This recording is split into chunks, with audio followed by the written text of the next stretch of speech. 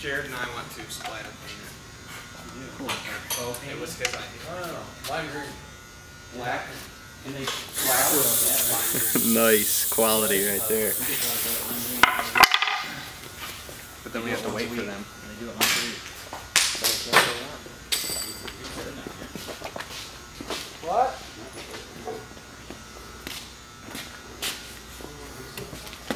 Hey, it's Dave back with Zone Offroad Products to give you another quick update. We got a lot of projects going on. The shop's a mess, as you can see.